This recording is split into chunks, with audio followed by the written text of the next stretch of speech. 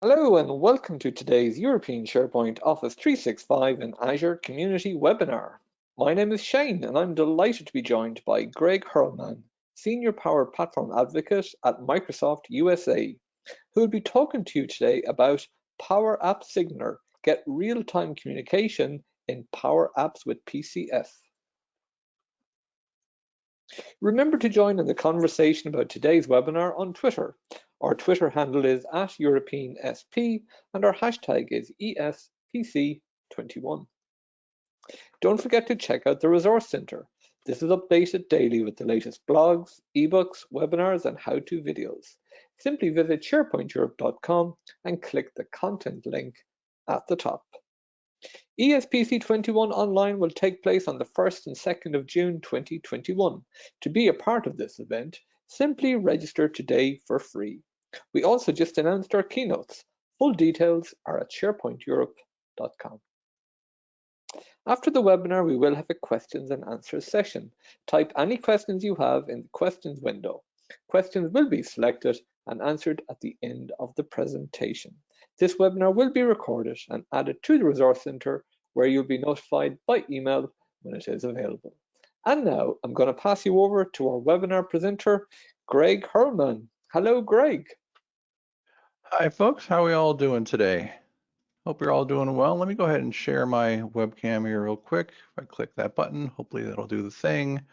And it looks like it's working out, so good to go. All right, so welcome to Power Apps, loving SignalR. And really it's that I love Power Apps and I love SignalR, excuse me. And it's because it can provide that real-time communication inside Power Apps.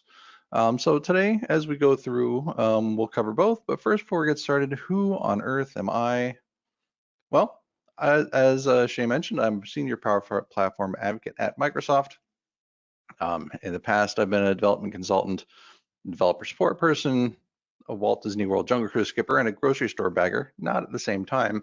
And you can always find me, probably too often, on Twitter at 98codes.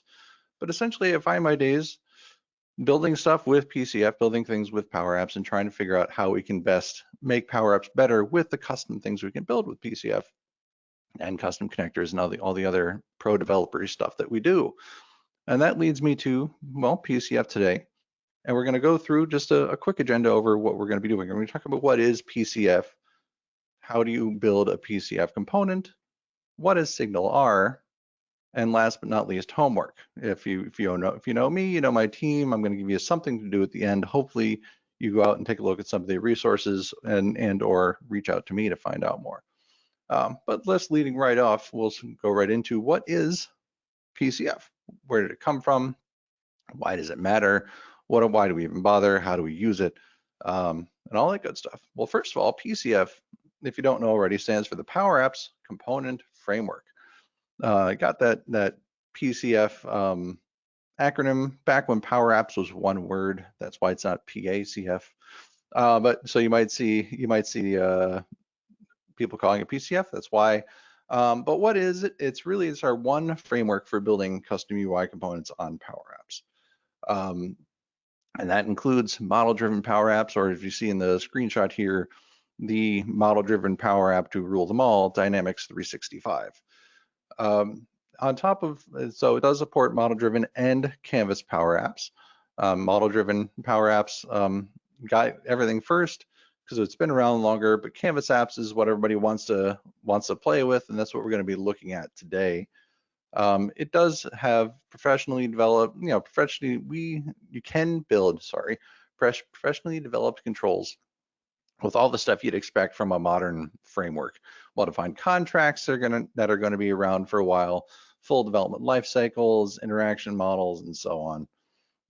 Building these controls, of course, you're in code. It's what we call traditional code, or you might hear it called pro code, where you're going to have the ability to control your performance, your reliability, any diagnostics you might want to gather. It's code, go nuts.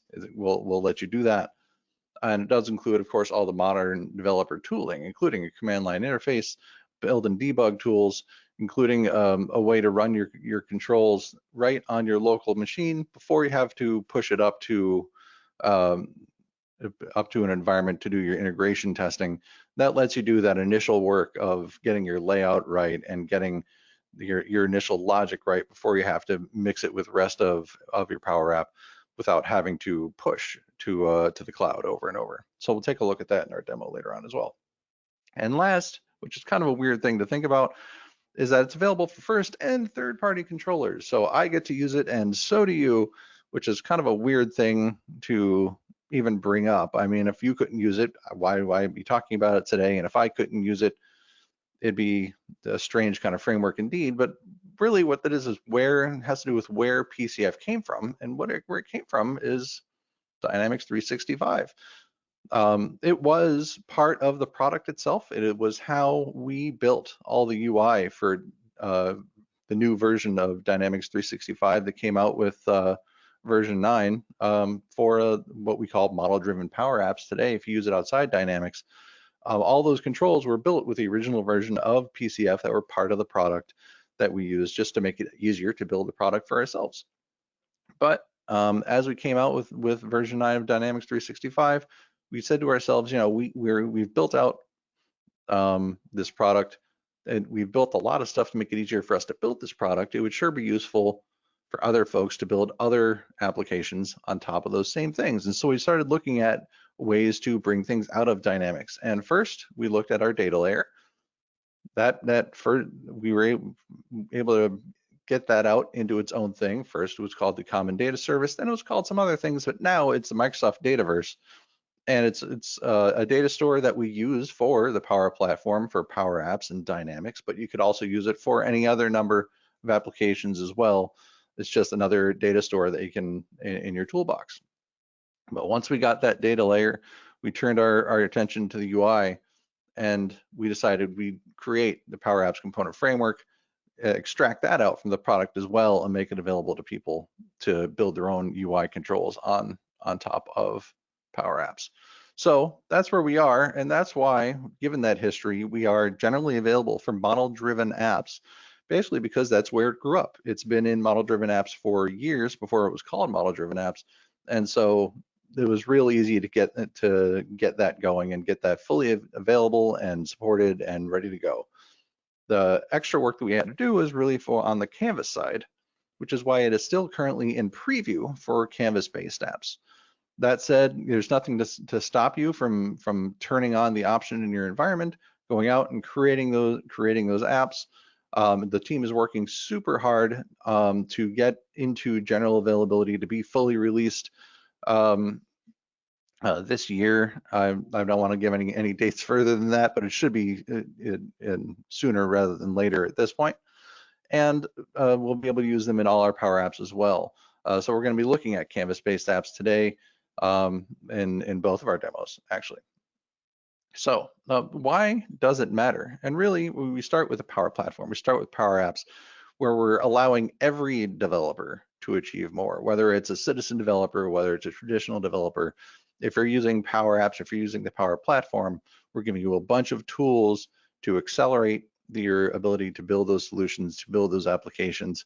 And it starts with the UI as far as your user is concerned, for sure, in Power Apps. But behind that, there's a whole lot that goes on. Underneath Power Apps itself and inside the Microsoft Cloud, we have a ton of Azure services, ton of Azure data services. We have folks that are using Visual Studio Code, and then we have folks using things like Azure DevOps or even GitHub Actions to make everything happen up and down this stack. And what we're going to be looking at today is one of those Azure services. You don't see it listed here because there's just so many that you couldn't fit them all on a slide. That's SignalR. But the Power Apps component framework is one of those things that brings that code, brings those services into the Power Platform. In this case, it's going to be through the user interface instead of, say, a custom connector, which would be just data flow. But the Power Apps component framework was really just that first salvo, that first step towards what we're calling a converged application model. This is where we are right now today. When you create an app, you create a Canvas app or you create a model-driven app, You can use PCF components on both, but Canvas apps also have this concept of a Canvas component where you're just grouping out-of-box controls, and you kind of choose one or the other. And as we move forward, we're going to be moving more to a merged single app model where you're picking from a bunch of different components that are available, building a single app that builds pages based on these components, whether it's model-driven or Canvas. You'll be able to put it together into one thing just called a Power App, and it will let you to build things that are built entirely with Power Apps, or you embed those Power Apps in SharePoint, Teams, Power BI. A lot of the things that you've started to see places to put your Power Apps that was not just Power Apps. So PCF was really kind of the first step in that. So moving on now to, how do we use it? It does have that command line interface, and you're able to create your projects using the command line. You build your projects using the command line, and you can package your projects up for deployment using the command line as well. Or you can even see here, as you're developing, as you're going through that integration testing, you do have to see your code running in your environment. You can even push dev versions of your code right from the command line into your Power Platform environment. But it is a CLI. It has a couple different project templates. Right now it's field or data set for the template you get. That template choice that you get doesn't matter as much. It just kind of gives you the code that we give you to start with. It doesn't lock you into only using fields or only using data sets. You can mix and match after you get your project started. And just to be clear for folks coming from the Power App side or Canvas-based kind of Power App side, when we talk about a data set, we're talking about just groups of information. Think about a collection or a table that would be represented as a data set inside PCF. So we do have validations that'll catch things before you deploy them into your environment. So you see up here at the top, we're validating your manifest, we're validating your control before we even compile it. And that's to make sure that what you've built will actually be supported by the platform when you try to run it there. If it passes here, you should be able to import your solution just fine when it comes time to do that. Now it can be used headless as part of an automated build process. So if you have a pipeline set up in Azure DevOps, or if you have pipelines set up in GitHub Actions, you can call the Power Apps CLI to build what it needs to as part of that pipeline. It can be used headless. You can pass in, I think at this point, you can pass in service identifiers right through the command line as part of that process as well. So you can really grab your code from source control, compile it, package it into a solution, and then deploy it using these automated build tools, and do it with just one click of a button once you've got it all set up, of course. It does have that local debug harness, that localhost website that will run to render and test the controls. So you can just walk through those initial versions, and it does package up that solution as well. Super helpful for when you're building that solution zip later on. You can always do that by hand, but who wants to, honestly? And as time goes on, the Power Apps CLI will support other component types like plugins, web resources.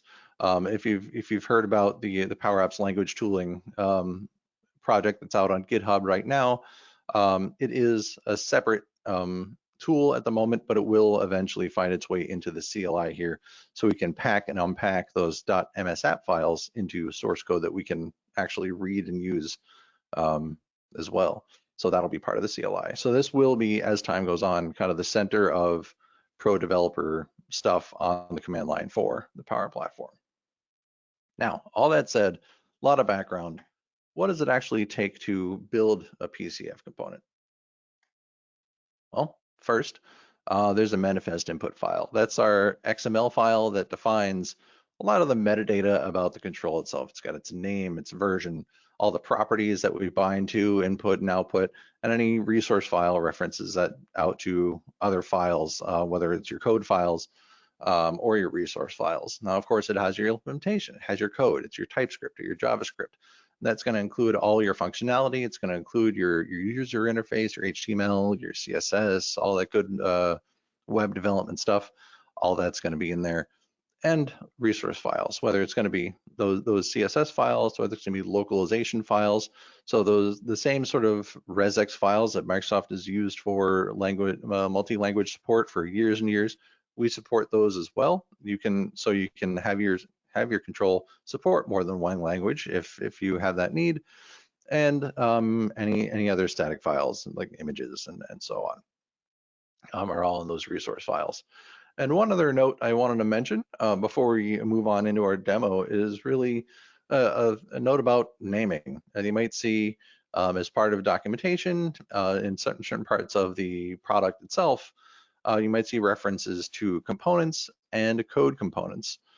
Components, if left alone, or sometimes they're called canvas components, are the components that you can create inside the Power Apps authoring environment, inside the Power Apps Studio, to group controls together to make just a piece of functionality just right there out of the box in that kind of low code way of doing things in Power Apps. Code components are basically PCF components. Those are the components we're going to be looking at creating today with traditional code, with TypeScript, with HTML and CSS, all the good stuff. So if you see inside documentation, inside learn modules, inside the product, components and code components, that's the difference. So don't get too confused between the two. That said, let's jump into our first demo, kind of our PCF 101, and then we'll start adding all that good SignalR stuff on top. So if we are going to do a demo, we're going to start in the command line. So I am in PowerShell today. You don't have to use PowerShell. You can use the standard Windows command line, or if you're old, you're me, you call it DOS, even though it's not really DOS. But I'm going to be using PowerShell today. All the commands that you see will still be valid in whichever command line you decide to use. So I am in a directory right now, and if I look at the list of what's in here, I have a node modules here, node modules folder, but nothing else. And that's because I didn't want you to sit here and watch me install my node modules for the demo. That's all that is. I created a project, deleted everything but the node modules, and we're going to create it again now. Now that we have that out of the way, I will create my project. So I have the Power Apps component CLI installed, and that pack is a Power Apps CLI. We didn't make you do that. And if I just hit enter, you can see all the different things that it can do right now. It's grown as time has gone on. We can package everything up. We can create plugins. We can work with our organization. We can set up authentication and so on. I've already set up authentication against my environment, but I'm going to be doing everything locally in this demo anyway. So what we want to do, and I will just clear this out, is create a new project. So I'll run pack PCF init, and if you're like me, you'll forget what all the parameters are. So I usually do. So I'll just hit enter. It's going to tell you all this stuff is missing. That's okay. So we'll give it first we need to give it a namespace. The namespace will keep these controls from colliding with each other if somebody else pushes a control with the same name. I will just call it demos. We have to give it a name. And for today, we'll just go with hello world. And the template can be either field or a data set. I'm going to pick field. Again, if you're going to be dealing with like a table of data in one particular property, like items, you might see a lot of controls with items in Canvas apps. You use a data set template, but we're going to stick with field for today. That'll create that project. And if I just rerun that again, we can see everything is there.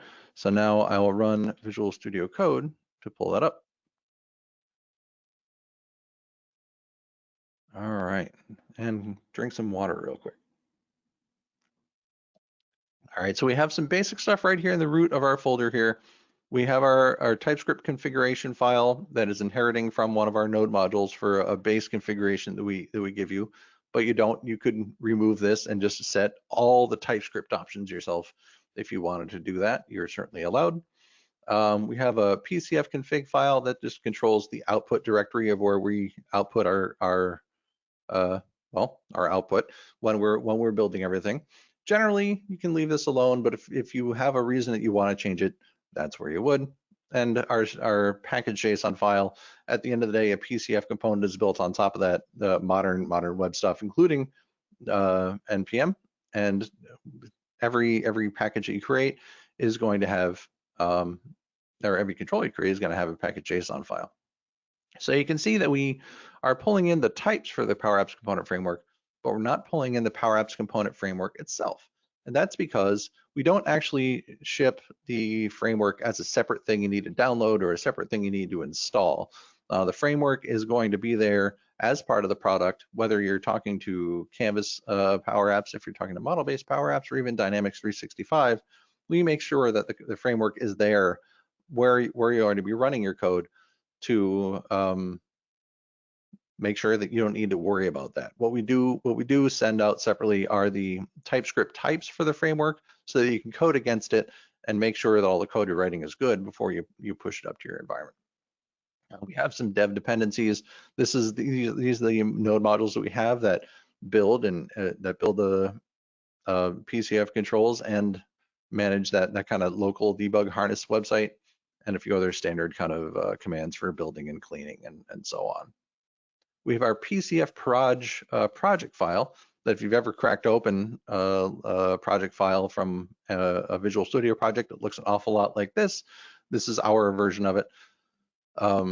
Generally, you don't ever want to mess with this unless you know what you're doing and integrating it maybe with a larger build process. Today, we are not going to touch that, and that'll be it. And just a get ignore file for the basic stuff we don't want to keep checking in, like our output folder and so on. So node modules, it's a mile long, it's node modules. And hello world, this is our folder that we actually created with all our files for our particular project. Let's start off here by looking at this control manifest input file. This is going to be the XML file, that manifest file that I told you about, that controls, how the control represents itself inside the environment. We'll walk through. There's a lot going on here. I'm just going to maybe put this on a separate line so we can see it all. So we have our namespace that we defined when we first created demos. Our constructor, which is the name of the control in code, in this case, hello world with no space. It's version 0.0.1. When you're feeling better about everything, maybe you want to make that 1.0.0. And then the display name. Now you can leave it just like this. If you're only supporting one language, you can just enter it right here and say, okay, in this case, hello world, but you'll say it's a display name key. So if you are using resx files and you point to them down here, like this shows, then you would define the key inside that resx file for the string that you're looking up. So it might be a control name or something like that. And then in the resx files, you define hello world and all the different languages they might support. But we'll just keep this right like this for now. So we have hello world and hello world description, and the control type right now is standard. Right now, there's only one control type that is supported, that is available for you to use, and that's standard controls. So leave that as standard. That will probably change in the future. When? I don't know, but for now, standard is the way to go. And underneath, inside the control element, we have a bunch of different properties that we can define. Now, in this, for our demo here today, we're not going to just stick with simple property. We'll just call this name, and we'll do the same for the display name. We'll call it name. For the description, I'll say it's the name. Great. I am terrible with descriptions. Hey, I'm a developer. So then now moving on to this bottom line, this is kind of a little more interesting. We have of type. So this is going to be all the different types that that we support, which is going to be a lot of the kind of the normal stuff, whether it's a single line of text, whether it's multiple lines, whether it's a whole number or a floating point and so on. This is where you define it. For Canvas apps, it matters in where you're defining what the type is for that you'd expect, but it doesn't keep somebody from putting in some other version and really just get an error, I think, in the app itself. But in model-driven Power Apps, when you try to bind the control, it'll actually narrow down which components you can assign to a field based on the type of that field. So if the type of the field is a string, like it's the name and account or something, it'll only let you bind PCF components that have that string available to it. So in this case, we'll leave this, it says single line text. But you can also, and this is what this comment is getting down here below, is I'll define a type group. So in this case, if we wanted just a number, and we didn't really care what kind of a number, it could be a whole number, it could be a currency, floating point, decimal, it doesn't really matter. We just want a number. Instead of type, we would say of type group, and then we would point that to numbers and uncomment that, and that way we could bind to any of those sorts of things. But I'm not doing that today. We're going to stick with single line text, and so we'll just remove that for now. In our resources, we have our code path to our first file, index.ts. It's an order of 1, and you don't have to define every single code file you include inside your PCF component. We will walk the dependency tree starting with the files that you list here. So if index imports a few other things at the top and refers to other files, it'll automatically pull those in. It uses Webpack to walk that tree and do the compilation, so it'll find those. But the order is the loading order. So if you have maybe CSS or other resources you want to make sure are loaded before you run your code for whatever reason, make sure you set up this order appropriately. Otherwise, you can leave it all as 1, and that'll tell us you don't really care what order it's in. But we don't have any CSS or resx files today, so we'll hide that. And down here, there's some feature usage. So if in your Power App, in your control, you want to get location information as part of your control, or if you want to ask for a file or use the camera or any of that good kind of little deeper functionality inside the device, you have to define it inside here, or when it comes time to use it, it won't be available to you. So keep that in mind as you're working. But we're not doing that here as well. And all right, so a much simpler file, pretty ready to go. So I will hit Control S to save that. So now I'm gonna open up the terminal down here at the bottom so I don't have to keep bouncing back and forth. And I'm going to run npm run build. Now, don't put an extra slash at the end. All right, so that'll build the application, but what it's doing is, what I'm looking for is those first steps where it's validating the XML, and it's going to build TypeScript types based on the XML description that we've given. So we've seen that the types are already generated, it's compiling, good to go. So we'll close that and we'll look inside the generated types. And I'll just drag it down here so we can see both. All right, so we can see that we have our name input and our name output based on a string property where we're outputting it as just a string, and that's pulling from here. We get both inputs and outputs because our usage was said, we said it was bound. So you can have properties that are only inputs and properties that are only outputs. That's certainly a valid way to go. And that'll put them in here either on one side or the other. So as you're writing your code, you don't need to deal with XML. You don't have to remember the name of the properties, but in here, when we generate them, we'll put them right here inside these types. So it'll just show up with IntelliSense as you're writing, which is pretty good. All right, so let's get into the actual code of it itself. So PCF, it is a standard control as we talked about, has a few different methods, I should say, that you can fill out. First is a constructor. This you want to leave empty. You don't actually know when this code is going to run, when we might first instantiate this code. So we can't guarantee you a particular time when this constructor is run, so you don't want to put anything in here. Any constructor, any kind of setup logic for your component, you want to put inside a init. And let me put everything on one line here. Okay. Init is going to be the first thing that runs, and we're going to pass you a bunch of stuff about what's going on when we load your component. So we're going to give you your context. That's everything about the application you're running in, the user, what their situation is, what things are available to you, and the API surface for the framework is all going to be through context. Now, notify output changed is a callback that we give you. You're going to want to hold on to that so that you can define so for the framework that, okay, one of your outputs is changed, so you call notify output change to let the host application know, okay, grab this piece of data, it's time to do something with it. We have a state bag that if you want to maintain state across different controls, different loads, you can use that. And then we give you a container, which in this case is just the div. It's the empty web rectangle that you're filling with your application. So what I will do is I always hold on to two things. I will say this context equals context. And I'll say this dot container equals container.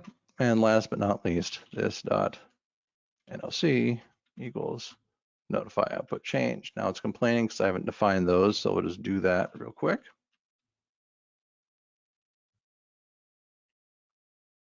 Up here at the top, and we get all the types that come along with it, which is good.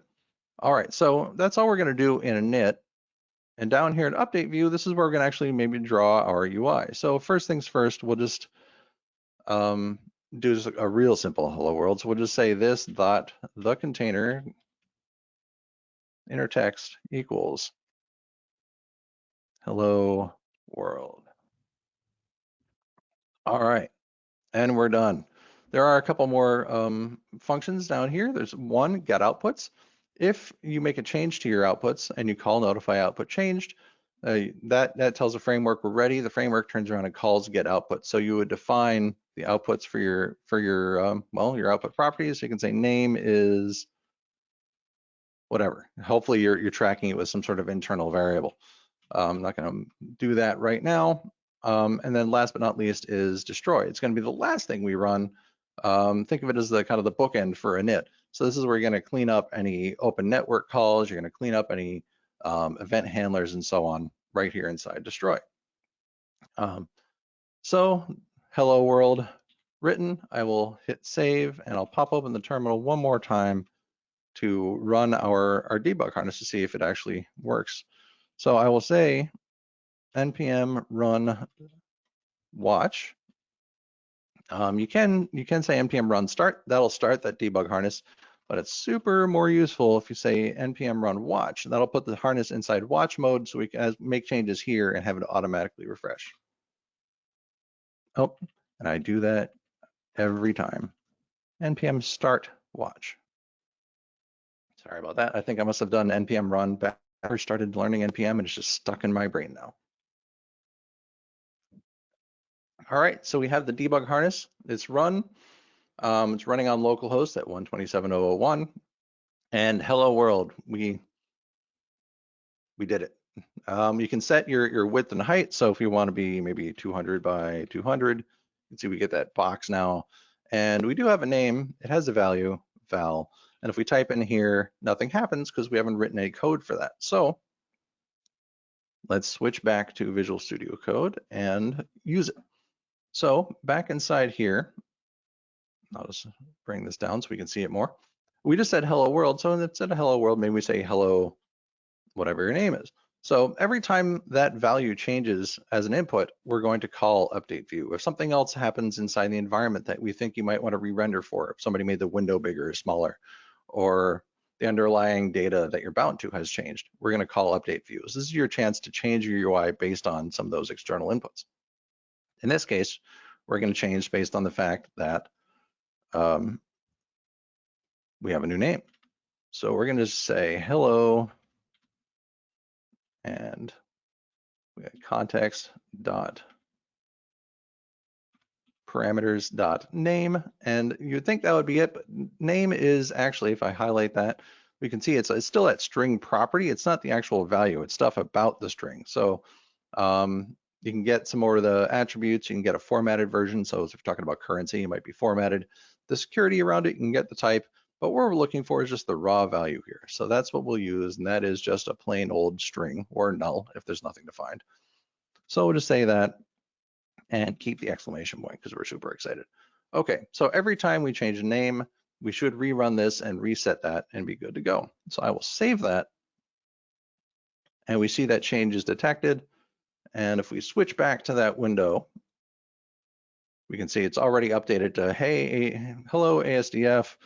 So we can say, hello ESP or whatever else. And you can see as I'm typing 1, 2, 3, 4, 5, 6, it's updating, it's doing that loop. And one more thing that I'd want to point out before we move on is that if I open up the dev tools for this window, and if I attach it so that you can see it too, just drag this over. So this is just our browser development tools. I'm using the Edge browser based on Chromium. So if it looks like Chrome, it kind of is. And if we look inside the sources, we can have all the code for the debug harness itself and so on. But this PCF tools underscore big long number, that's going to be your code. So let's expand that out. We see index.ts. We can click on that. And down here, we have our code that we were just writing, and I can set a breakpoint. And now if I come back in here and hit, say, the 7, we see that breakpoint is run. We have our context. We have our name object with everything going on in there, just the raw value. We have our container. It's all the basic debugger stuff that you'd expect inside web development right here in the browser. Debugging, everything just works. And that's PCF, really, in a nutshell.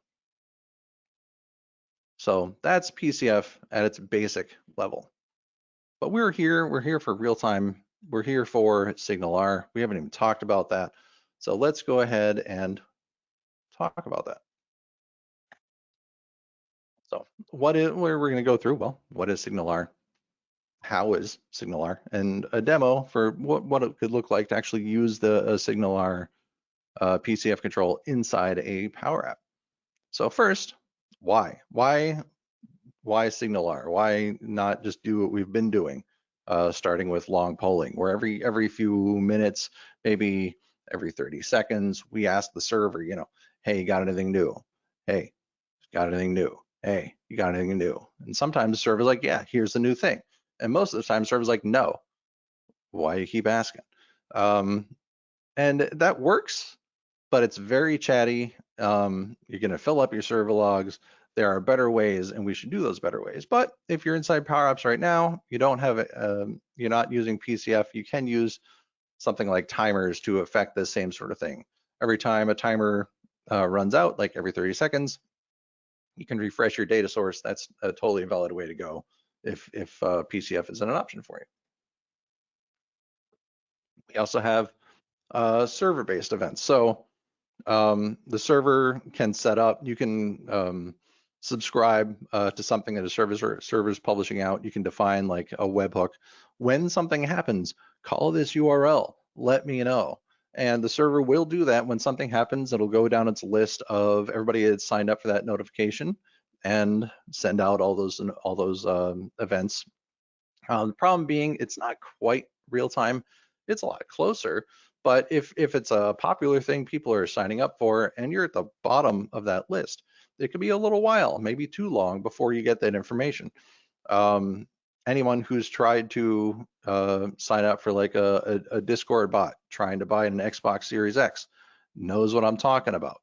By the time you get the notification, 800 other people have gotten it first and those things are gone.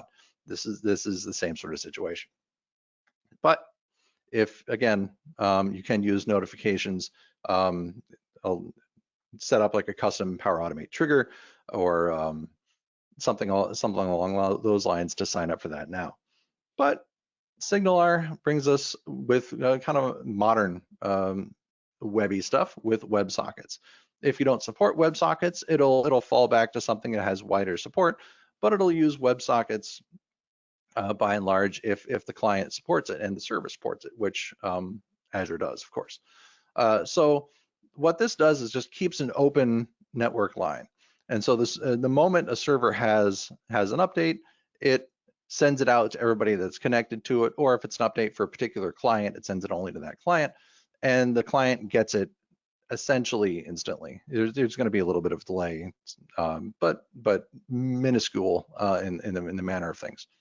So WebSockets is great. That's what we're going to be using. It's what SignalR is going to be using, and it just makes everything just super fast, super real time. Within milliseconds, you get those updates, which can be super important and keep your users happy instead of dealing with stale information or having to make sure they remember to hit refresh and so on. Inside Power Apps, there's not really a whole lot we can do for you on this. Well, until today. But how is SignalR? How do we do that? What is SignalR? Where does it live? How does it work? good news is we don't really have to worry too much about how it works today. It can be hosted in an app if you already got like a .NET web app that is doing a whole bunch of stuff. You're hosting an API and you can host SignalR too because you want to publish things out for people to connect to. You can do that. You can make it part of your big application. But since we're talking about Power Apps, we're not really looking to add another server. We're not looking to add another application we have to make sure we keep running ourselves. So we're not going to use a separate app. We're going to use the Azure SignalR Service. That allows us to spin up a server inside Azure. It is that infrastructure as a service part of, or platform as a service. It's one of those as a services of Azure anyway, service as a service. And it's really easy to get started. I've been using the free tier, which is super good for learning something. As if you're running in production, maybe you want to use one of the paid plans. But there's just a few options that we need to worry about, and we'll take a look at that in the demo, and you're going to be up and running. Of course, one thing that I want to point out that is an option when you're setting this stuff is serverless. And if your serverless is an option, we're going to do serverless. It's a lot lighter. It's a lot cheaper. A lot of the time, you're just paying for when you use it, and it's just a lot less you need to worry about to get the services that you actually want to use up and running. All right, so a few slides and back in a demo, this time PCF and SignalR. Now I went through that initial kind of PCF 101 because I wanted to set the stage for what we're going to be looking at in this demo. So we will get, first, before we look at the code, we're going to look at Azure. So let me find that window and bring it up. And the first thing I'm going to look at, I put those in the wrong order, is SignalR. So this is our SignalR service. If you go into your Azure portal, say, and add new resource, search for SignalR, one word, no space before the R, you'll find this. There's a few things that I had to make sure that I set, and I will walk through those. The keys for your app are going to be in here. I'm going to regenerate this as soon as I'm done, so I'm not too worried about this. This is going to be the endpoint you're going to need to point to later. You do need to come into your settings here, and if you haven't chosen it by default, you can choose serverless now to make sure that you're using that. Again, makes it a whole lot easier to configure. There are some upstream patterns you can set. That's still in preview. I haven't messed with it. You don't need to worry about that today. One thing that will trip you up is cores. And that for SignalR, it's a lot easier to set up. In this case, because it's dev, I just allow everybody. I don't care, just use it. And then last but not least,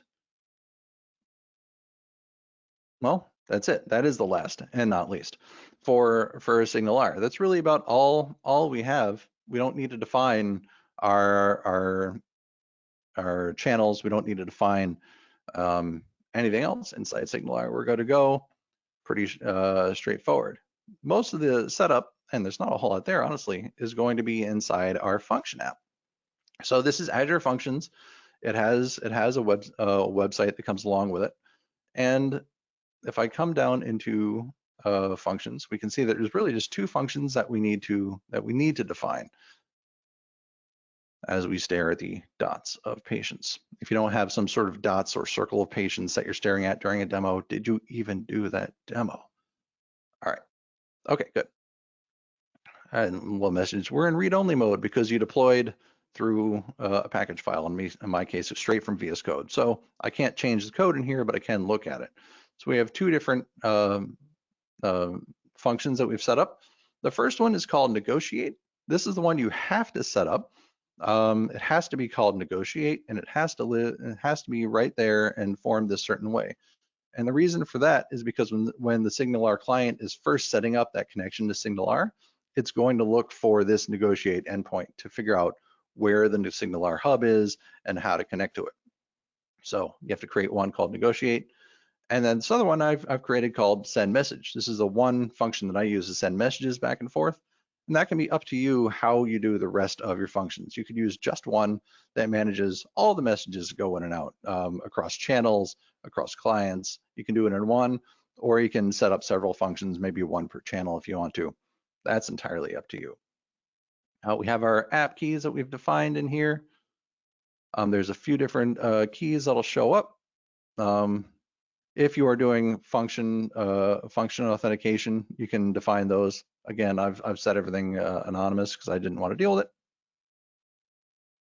And down here inside our configuration, we have a number of different properties that have been set automatically. I set that Azure SignalR connection string from that value that I showed you on the other tab. I also point at storage through my storage account because I don't have a separate app service for this. So technically I don't have like another website. It's just functions. So I had to store it somewhere. So that is our web job storage, and then a bunch of other stuff that just kind of came with it that I haven't touched or even looked at, honestly. The other thing you want to make sure you set is if you come over to general settings, make sure you turn WebSockets on. I think it is off by default because not everything supports WebSockets. Maybe you don't want to turn it on, but we do a lot more things support them than used to. So we're going to turn WebSockets on here. You can turn remote debugging on and off as needed and the rest of the stuff. But for what we're doing, we're just going to leave WebSockets there. And as far as Azure configuration goes, that's it. But those functions have some code. So let's look at that. All right. This is our project. We've got our PCF project, and VS Code's telling me something. And we have our SignalR project. We'll open that up underneath source, and we see those two functions, negotiate and send message. So if I open up negotiate, I'll open the function JSON first, and we can see that it's an anonymous trigger, the standard kind of in request, out response. But the type is that we're passing is going to be a SignalR connection info. We're going to give that on the connection info property, and we're going to be connecting to a hub just called chat. We're not doing a chat demo, but we're going to use a hub called chat just to annoy the SignalR folks, I suppose. And in this case, the direction is going to be in. We're setting up an inward connection through here. And the actual function itself is just a single line. We are just passing the connection info back that we get from SignalR. So we're going to pass that back to the end client. Easy peasy, one line of code inside our function, 3 lines of code, technically good to go. Our send message has a little bit more, but if we look at the function JSON there, we see that we actually have a route called messages. So the route is not going to be called send message, it's just called messages. We only accept posts. And you'll notice the response is the same. This stuff is the same, except for the direction. This time, it's going out instead of in. So this is where the messages are going to be coming from, and where we send something to if we want things to go out. And our function is just a few more lines of code here. At the end of the day, really, we are just binding the SignalR messages that come in. We're always giving it a target of new message. There's a bunch of different options that you can, or events you can respond to. We're just going to be sending messages, new messages. We're not going to look back. We're not going to clean anything up. We're just sending messages today. And the arguments is going to be, well, just the message. We set up that array and we return it and we're done. Easy peasy. That's all there is inside Azure Functions. Pretty straightforward to use. Now, given that, let's see what that actually looks like in practice. Checking on time here, it looks good. So I've got 2 different Power Apps that I'm running.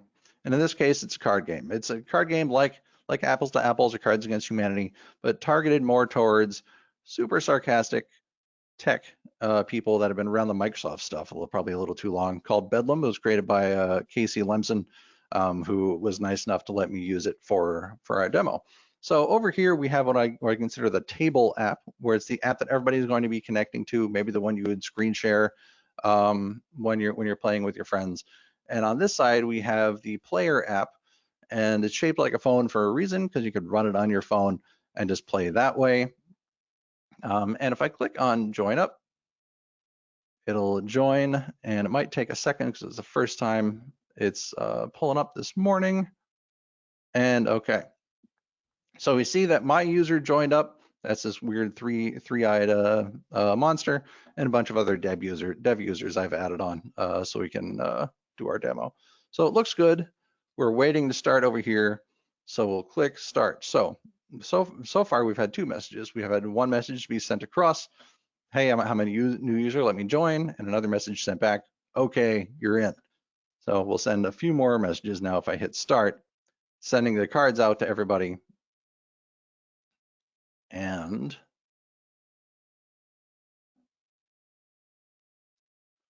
all right, we will try one more time. We are in, oh, there it goes. So it's just taking a while, probably again, because I didn't warm up the servers beforehand. So my favorite part about working at Microsoft is blank. Now on here, being a busy PM with a lot to do. Waterfall masquerading as Azure. BCCing lots of aliases for a personal project. I think we'll go with that one. We'll play that card, send it across. And now I'm the dealer because, well, I'm the only person playing. Okay. And we can see as we're clicking through here, the moment I click this button, this is updating over here. And that's because those messages, every time I click, a message is being sent across. So my favorite part, maybe being added to a team in Microsoft Teams. Yep, absolutely. Those Friday 4 p.m. meetings, super great. And the damn start button, my favorite. All right, so we've got three favorites, looks good. We're done here. Now we need to pick a winner. So as we're click through, we're just cycling through and really being added to yet another team in Microsoft Teams. Definitely my favorite part of working at Microsoft. That's our winner.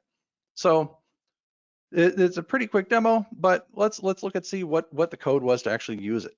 If I switch back to just this Power App and close it out, we can, if I switch back to the first page, we have our PCF control sitting here, Bedlam. It has a number of different properties that we need to define. In this case, the hub connection URL. We have the message data, which is just message.data in this particular app. Message type, the recipient ID. If we're going to send a message, true or false, and the user ID that we are. In this case, we're not any particular person, we're the table, so we just set table. But the magic of the control really comes in on change. Right now in a PCF control, you can only send out the on change event. That'll change in the future, but I don't have a date for that necessarily. And what we see in on change is that we're switching between the received types. So if the message received was add user, okay, then we do all this stuff to add our user. We're adding to the active users, we're giving them cards, and then we send back the act user message. So then I set said message to true, and then I have a timer that starts up anytime said message is set to true.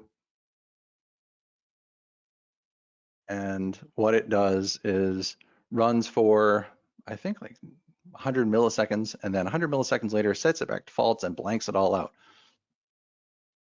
And it wouldn't be a Power App demo without this coming up. So I'll resume that session and reload the app from scratch. All right, so as that gets ready, so that is, we can see that you can build an app inside Power Apps based on this control. But what does the actual PCF code look like? Are we talking about like a lot of code? No, we're really not. It's actually pretty straightforward. So as that's loading up, why don't I just jump back into the code here and close this out, because we're going to start looking at PCF, which is under our Bedlam player. We'll start at the manifest. Manifest is a lot more than our Hello World demo did. But it's following that same sort of pattern. So we have our hub connection URL, that's that single line of text. We have our message type, which is an enumeration. It has to be one of these values. Inside a Canvas app, this isn't really enforced. Inside a model-driven app, it is. But so these are all the different stages of, all the different message types that we do, whether the dealer is switching which card they're looking at, or the game stage has changed, or the dealer's favorited or unfavorited a card, chosen a winner. We're adding or removing users, all the stuff that you do inside this particular card game. Next, we have our message data, which is just a simple string. The user ID that is sending the information. We have our send message, which is going to be a Boolean. So inside our code, we can decide if we're sending a message right now or not. Booleans are not supported directly inside the manifest right now. It's kind of something we're working on as well. But a way around it is just set another enumeration with values of true or false. And inside a Canvas app, at least, it'll work. And you can set the message type, data, and so on. So, and then height and width, just because. So we have all these properties. And what I've done, just to make my life a little bit easier, is set up a type for the message itself, just as I'm coding against it. So we have all those properties now as types, and then the enumeration of the type in here. But let's get into the meat of what we got here. One thing I do want to call out before I walk through the code is the only thing I really had to add was this @Microsoft SignalR package. That'll get us that JavaScript SDK. And I'm using this UUID library to generate GUIDs in my code. Otherwise, it's just straight code. So if we switch back to index, you can see I'm pulling a new GUID from UUID, and I am pulling the hub connection builder and the log level from SignalR. Inside init, I'm setting up a lot of that same stuff we did in Hello World with context, notify output change. We're setting an internal variable for the SignalR API because I want to hold on to that URL across my code. And we're tracking the number, which messages we've processed, so we don't replay a lot of things. So if we have a SignalR API value and end, it's not just a 0-length string, then we try to open the connection. And in here is really this where we connect to SignalR. We create a connection using the connection builder. We're going to use that SignalR API as our URL. For me, for debug, I turn the log level up to information, so I just want everything, and that just outputs to the console log. We automatically want to reconnect if we're disconnected for any reason. And the last thing we do is call build to actually get this connection information back. Once we have the connection, we can sign up for those new messages coming in. And when we get a new message, we're going to call process message, which is a little farther down to actually deal with that. And then we actually do the connection. So we say this connection start, and if there's any errors, we catch them and we spit them out to the console log. Sounds good. Most of the time, if everything works, you might see one line in your console log for when it actually connects, and then it's quiet unless there's an error for some reason. Now in update view, this is going to be when maybe we set send message from false to true, so that flags to the control, hey, we've set everything else, please go send the message. That's what we're doing. We check to see if the URL changed. If not, we need to reset our connection. Otherwise, if send message is true and we have message data and we have a user trying to send it, then we send our message. Down here, we send our message. We're switching between all the different types. We're setting our data. And at the very end, we're just making a request out to that SignalR API /messages to post our information across, and that sends the message out. On the other side, when we get the new message, we're just processing it. We make sure it makes sense. We add it to the processed message. We set all our outputs, and then we call notify output changed. That calls get outputs, which sets up the data as it goes out. And so inside our apps, if that finishes loading, okay, I'll just reset this real quick so we can see what this looks like. Go back to the main screen, run on start. Okay, looks good. So now on this side,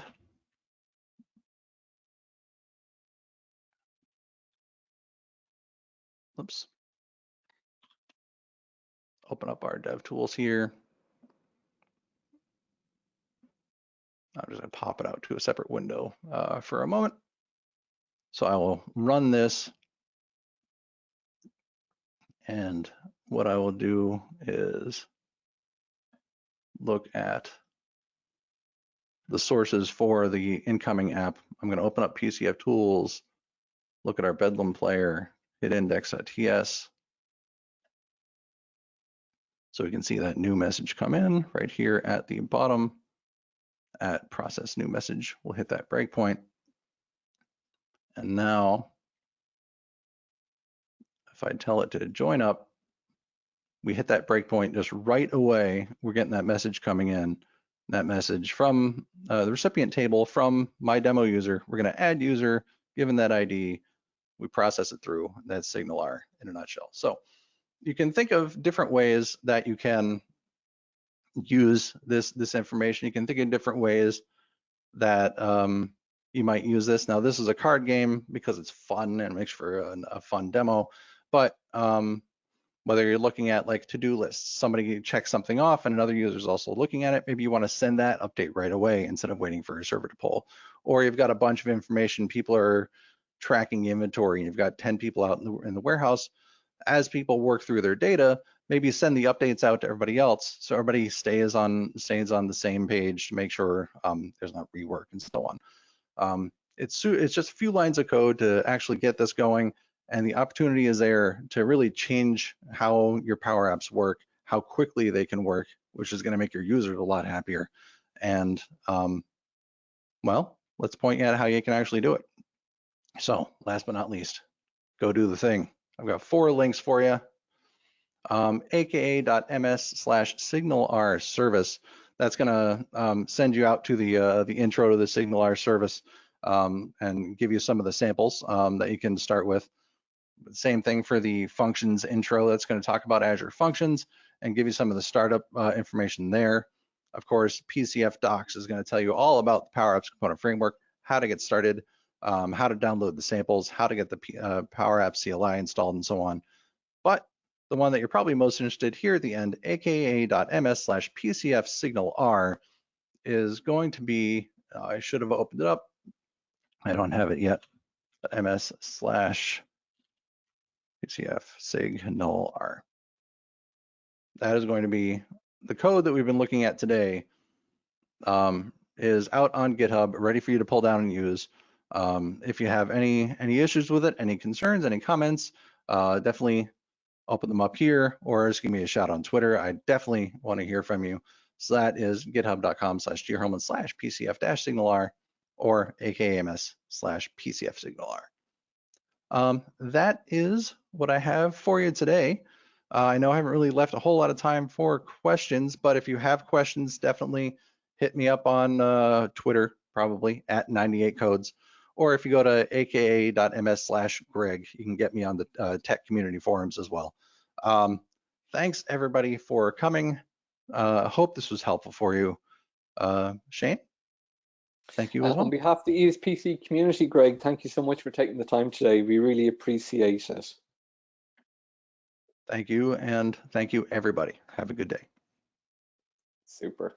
Thank you, Greg. Okay, everybody, that is the end of today's webinar.